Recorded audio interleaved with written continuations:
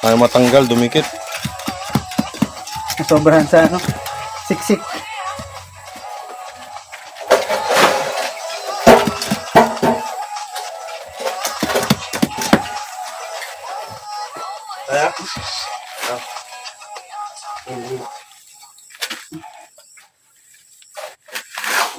Yun.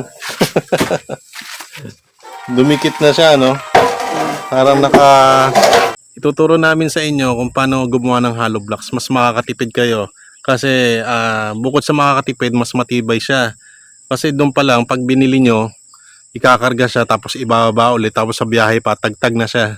At saka kinaganda nito, kapag DIY ang paggawa ng hollow blocks, kontrolado nyo kung gaano katibay ang hollow blocks nyo, kung dadamihan nyo ba ng semento, o di ba? Kaya maganda pa rin na may DIY, makakatipid ka na, at saka kontrolado mo pa yung tibay ng semento ang gagamitin para sa hollow blocks mo. Tara, panoorin natin.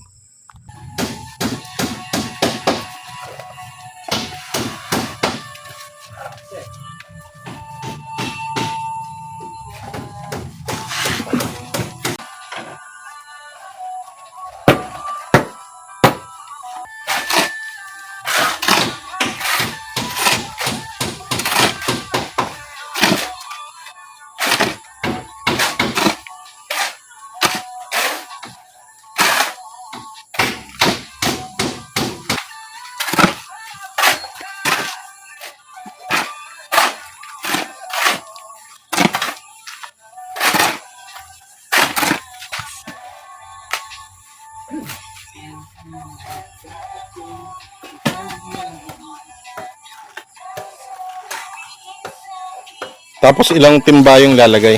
Dalawa niyo siguro. Mm. Kalahati yun. Basahan na kasi yung unang buhangin. Oo, basahan na nga.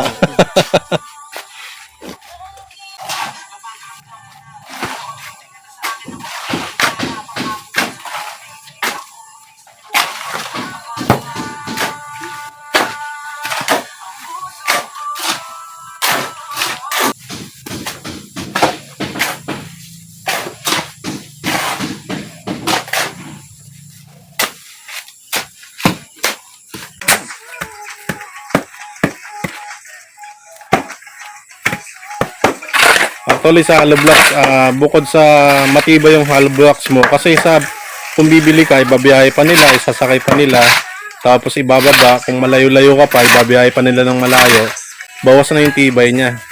Hindi katulad sa ganyan, tansyado mo yung tibay, kung pwede mong dagdagan ng semento, pwedeng mas matibay siya. Nasa control mo yung tibay ng hollow blocks. Ayun, yung simento. May tamang timpla. 40 pala. Kalahating simento. Kaya kailangan maubos kagad yung hinalo nila. Kasi natutuyo kagad. Parang napapanis. Kaya kailangan halong-halo siya. Para yung distribution ng simento, yung tibay maganda.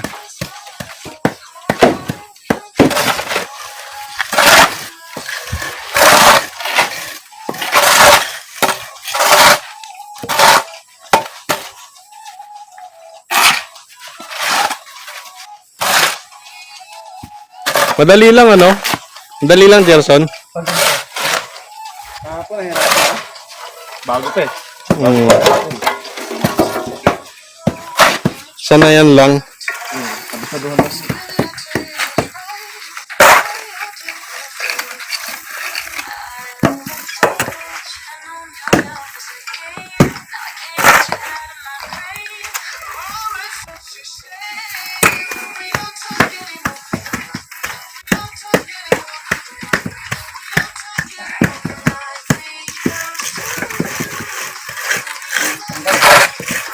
Meron na? Ay, sikit.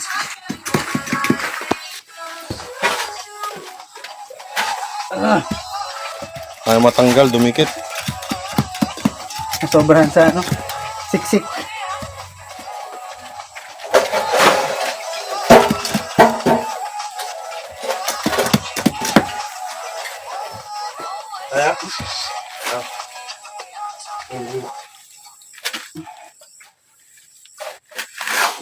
Yun. Dumikit na siya, no? Parang naka...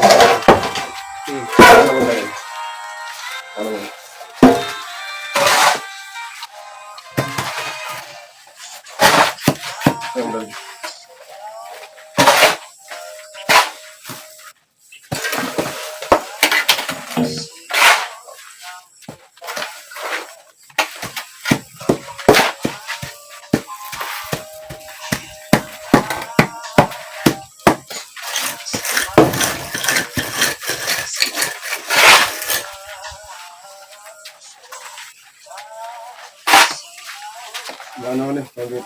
Tagilit pala ito sir. Tagilit nga eh. Wala na natin mamaya. Lagyan ko na ito pero wala. Wala rin. Baba na. Diba? Baba, tagilit.